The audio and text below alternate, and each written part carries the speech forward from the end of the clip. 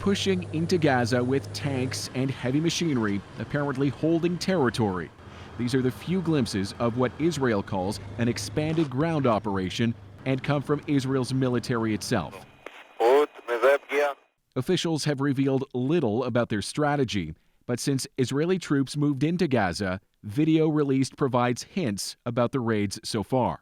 The water in the distance suggests at least some Israeli forces are operating near the Mediterranean Sea in northern Gaza, with an unknown number of soldiers advancing on foot.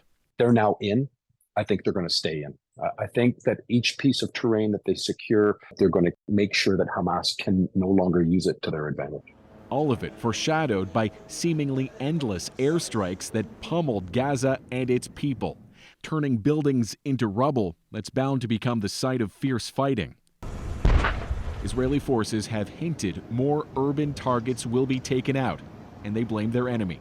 Hamas puts your life in danger by placing weapons and forces within civilians' area in Gaza, including schools, mosques, and hospitals. The IDF says it has started destroying that massive tunnel network, part of what it considers Hamas's terrorist infrastructure, like these supposed facilities under a hospital.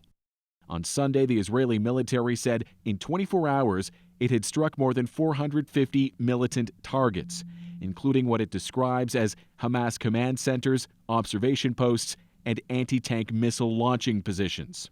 The Israelis have taken the more patient approach. I think some of that's from external pressure. Some of that is for attempts to find out where the hostages are. And some of that is for the Israelis to gain intelligence. Since Hamas's carnage 3 weeks ago, Israel has warned of a ground invasion, though this does not appear to be the full extent of it yet. There's going to have to come that point to where they have close quarters combat, man on man in those in the streets, and that's going to be the worst time of it all. Again late Sunday, explosions and flares lit up Gaza's night sky. Whatever comes next could be even more brutal. Thomas Daigle, CBC News, Toronto.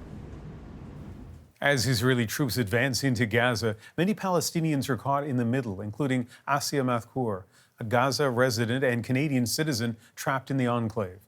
She has been sending her family voice messages, updating them on the deteriorating situation. Here's Asia's latest message.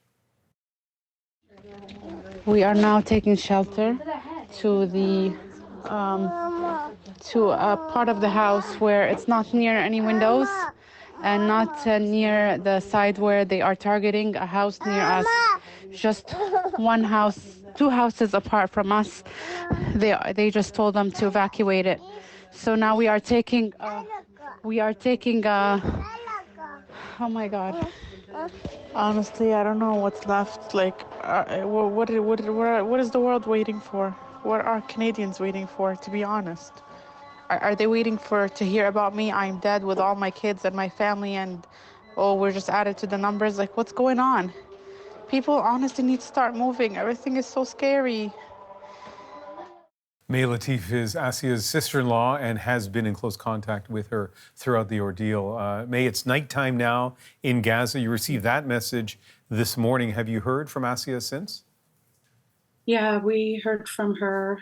Everything is okay-ish. And, it was very scary in the morning when we received that message. She's been trying to document things that we can keep in case something happens to her. And that message is very raw because she sent it right after a neighbor had received a phone call telling her that her home was going to be bombed. And usually when one home is bombed, the whole street is, and they didn't have enough time to go anywhere. So, and nowhere to actually really go. So that's when we received that message. And approximately an hour and a half later, we were told that nothing panned out. And sort of how the situation's going, it's moment by moment. I spoke with her 2 weeks ago. She was still in Gaza City at that point, moving from house to house even then. Now she's gone south to the Egyptian border, and the Israeli Defense Force says people will be safer if they're in the south of Gaza. Does she feel that she's any safer than she was in the north? Unfortunately, that is not the case. There is bombing that continues in the south, but it's less than in central city and north, but they're still bombing. There's also very little resources there. No hospitals really functioning, and the bakeries are out of bread.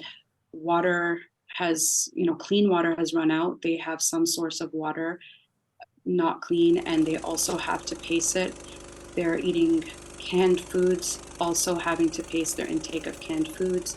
So the situation in the South is horrible. And every day, the messages that we get are messages of today might be the last day. Please remember us. And then we tend to not ask much details. We just, answer back with a message of hope. May, with all this despair, it's easy for people to be hopeless and numb, but you'd like to end this with a call to action. Tell me about that. Yeah, I'd like to ask our government officials to demand a ceasefire. Canadians have always prided themselves on being a peaceful, democratic state, and I think it's the right time right now to show the world our values. Recently in the United Nations, they voted, 120 countries voted for a ceasefire, and Canada abstained from that. And so I just want to remind Canadians that our voices are powerful, and I want to continue to send this message that we all need to speak up for the people who can't speak for themselves, contact our local MPs, and keep doing whatever we can to help the people of Gaza and the people really who are struggling everywhere. It's a difficult time, I know, May. Thank you very much for speaking with us.